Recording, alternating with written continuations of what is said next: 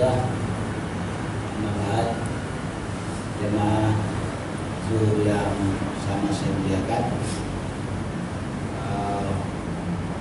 Ini kita tetap berusaha masukkan kegiatan kita ini sebagai yang disebut di dalam hadis Rasulullah bahwa ini adalah majelis ilmu yang insya Allah kita tahu bersama keutamaan daripada majelis ilmu yang insya Allah kita didoakan oleh para malaikat, kita akan dimudahkan masuk di dalam surga, dan banyak lagi dalil-dalil tentang keutamaan majelis ilmu yang dengan niat dan tekad yang kuat ini kita berusaha masukkan bahwa kegiatan kita ini adalah berada di tengah-tengah majelis ilmu. Namun tentu saya utamanya dan mungkin juga sebagian dari teman-teman yang lain, ini juga adalah ajang untuk kita belajar. Namun perlu kita garisbawahi bersama bahwa belajar tidak dalam arti keluar dari mengatasnamakan Allah dan Rasul. Apa-apa yang kita sampaikan, termasuk saya sebentar dengan balik membaca ini, karena kita dalam kehati-hatian tidak mengatasnamakan atau tidak berbicara atas nama agama kemudian tidak dalam dari Al-Quran dan hadis. Nah itu koridor yang kita harapkan. Alhamdulillah pada hari ini kita sudah masuk ke-7. Kalau saya tidak salah tidak ada yang ke-6 atau ke-8 ya. Kita pada prinsipnya kita mengikut pemerintah, di mana mengikut pemerintah itu lebih aman gitu, karena tapi rupanya termasuk juga semua organisasi-organisasi Islam secara bersama-sama kita pada hari ini insya Allah sudah diterima. Saya ada beberapa buku ini, ada pengalaman yang sama ini saya pada hari ini.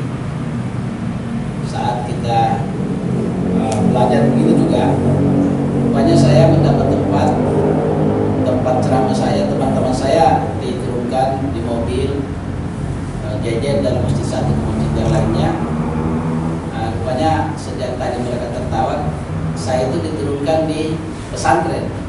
Jadi setelah masuk di dalam tadinya ya ayyuhalladzina amanu kutiba, saya jadi berpikir ini sudah bukan kutiba kalau pesantren.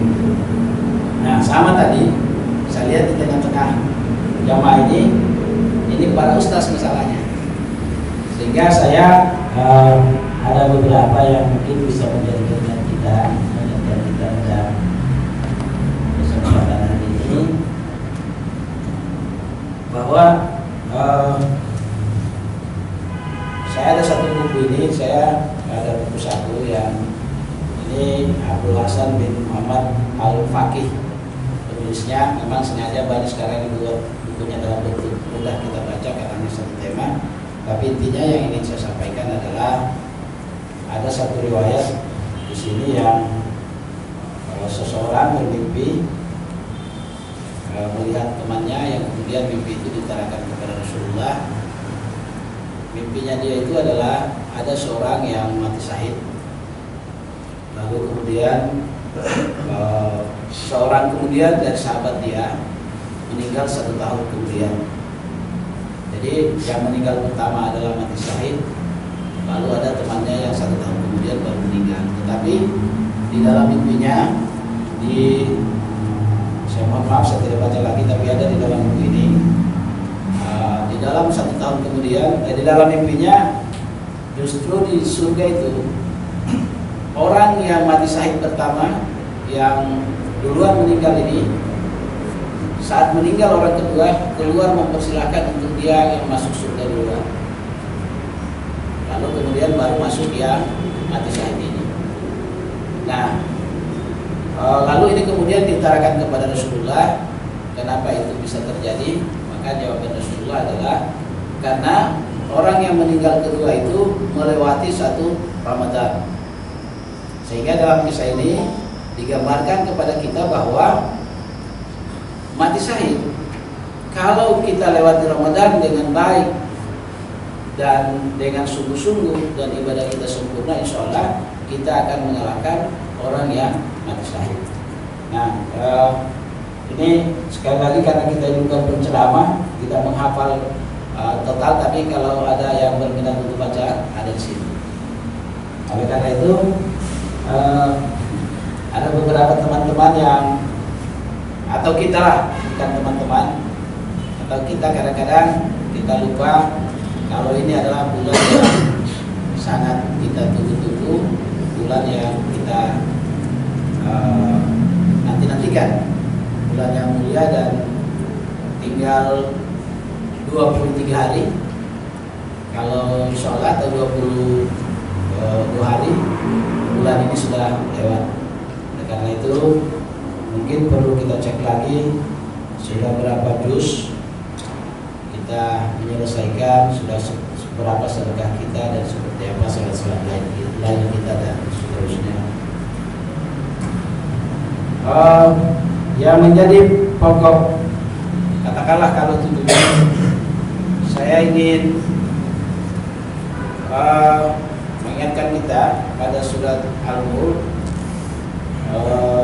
di ayat kedua. Tabarakallahu siapa yang apa surat Al-Mulk? Tabarakallahu biyadihil mulku wa huwa ala kulli syai'in qadir. Alladzi khalaqal mauta wal hayata liyabluwakum ayyukum ahsanu amala wa huwal azizul ghafur. Nah, lalu kita coba lihat lagi di Al-Fatihah sendiri bahwa Bismillahirrahmanirrahim, a'udzubillahi minasyaitonir rajim, bismillahirrahmanirrahim, alhamdulillahirabbil alamin, arrahmanirrahim, maliki yaumiddin. Itu juga gambaran bagi kita bahwa memang kita di dunia ini hanya diuji, hanya untuk sementara, dan kita akan tiba pada fase-fase kehidupan kita di mana sesudah di dunia ini, yang banyak ayat di Al-Quran yang kita temukan bahwa setiap yang bernyawa pasti akan mengalami kematian. Nah, Bapak Ibu yang saya hormati, walaupun sedikit acak apa yang saya sampaikan ini, tapi poinnya adalah setelah dari ayat-ayat yang ada, dari hadis-hadis yang ada, kita ini hanya lewat sebentar di sini. Sebentar kita sudah tidak ketemu, dan kita akan masuk ke meninggalkan dunia ini sampai di padang mahsyar. Kalau kita baca buku ini yang macet di padang mahsyar, itu di padang mahsyar orang semua pada telanjang, kita ini pada telanjang, dan kita sudah tidak saling mengurus antara satu yang lain. Sehingga ujian kita di dunia ini memang ujian yang cukup berat kalau kita tidak berada dalam ketaatan, kita tidak masuk ke majelis-majelis ilmu untuk memahami seperti apa tuntunan kita di dalam Al-Quran dan hadis.